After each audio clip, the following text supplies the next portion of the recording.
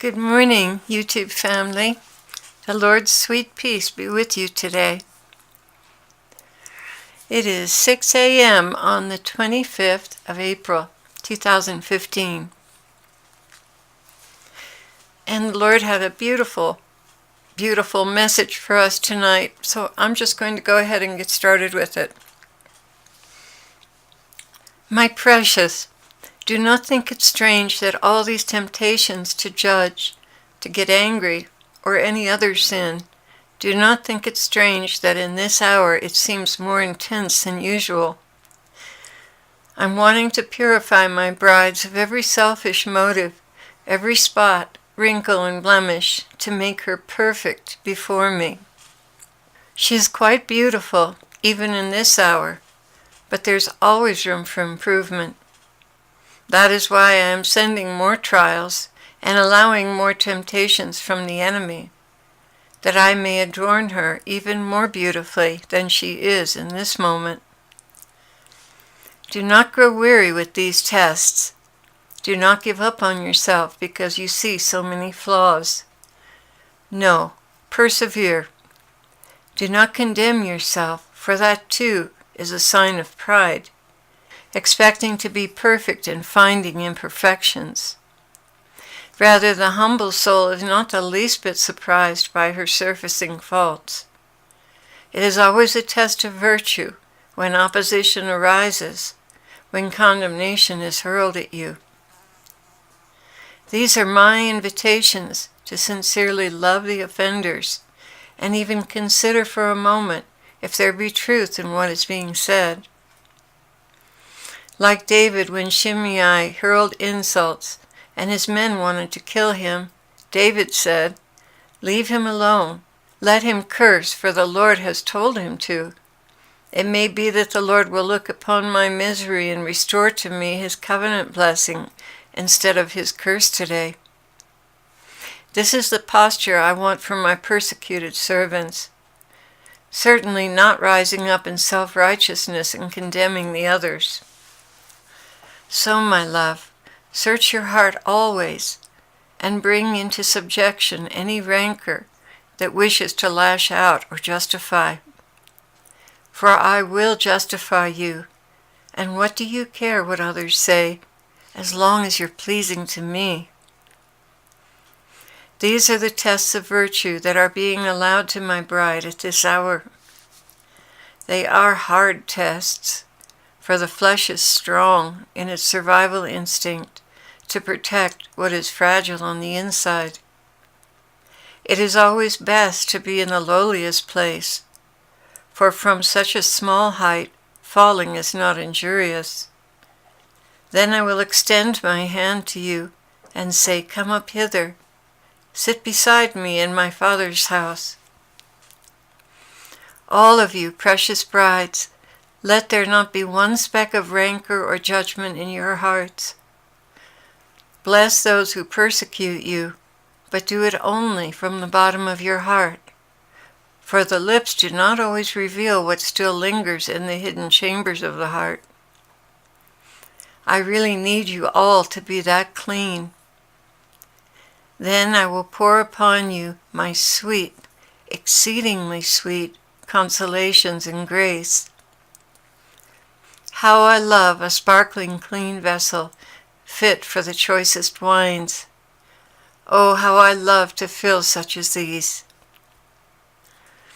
Let not your hearts be troubled by calumny or disdain.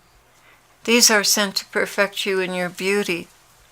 Receive them as precious adornments from the crown jewels of heaven. For great are the souls that shine with these marks of my affection. Oh yes, how very much this goes against the flesh and the world's standards. Calumny, a priceless gem? Yes, indeed, because your virtue shines forth when you return blessings for curses from the heart.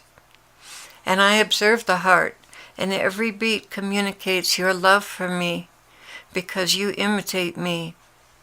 Father, forgive them. They know not what they do. Little do you realize the worth of scorn and contempt, rejection, humiliation, but how necessary this is to holiness. In this world, people are always trying to elevate their position, whereas in my world it is those who are the lowliest that I recognize as the greatest among the brothers and sisters. So what I am saying is recognize these opportunities to love me. They are challenges to rise above the fleshly nature and worth their weight in gold. When they happen, cling to me, thank me, and treat them tenderly, like the lashes I received on my body. Please don't revile these words. They are truly words of life and perfection, given to you to make you strong in the face of adversity. I know the arrows penetrate deeply into your heart. The deeper they go, the more valuable they are in forming your character into my spotless bride. They reveal the true contents of your heart. So let sweet honey flow from these wounds, not bitter gall. And it seemed like he was taking a break here, so I asked him, I said, Lord, what about the rapture? Getting impatient, eh? Well, aren't the dogwood blossoms falling? Some are and some aren't.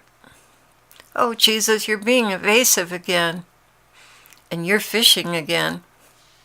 Please, Lord, give us some hope. We are all hanging here in expectation with dark clouds of doubt accumulating behind us, threatening to take away our hope. As it is written, delayed hope makes the heart sick, but fulfilled desire is a tree of life. He replied, and absence makes the heart grow fonder. Lord, that's not scripture. No, but it's true. I'm sorry to all of you, my brides. We are all waiting together. And while we wait, I will renew your strength. Is it not true that every day you are growing in holiness and resolve? There's great fruit to be had in this time of waiting. Don't be quick to dismiss it. I'm still gathering in the harvest, and your patient perseverance in every kind of trial is a sweet aroma rising up to heaven. As it ascends, more and more souls are being drawn in. So do not grow weary in well-doing. There is a purpose for all of this. Let not your hearts be heavy. I'm with each and every one of you, observing the sweet longing of your hearts to be with me. That too emits a fragrance, for your hearts are a heavenly garden where blossoms of love give off a constant aroma. Soon, my lovers, soon. Take these words to heart now, and receive the renewing of your strength and resolve to continue to grow in holiness. Each of you are a priceless blossom. I cherish you.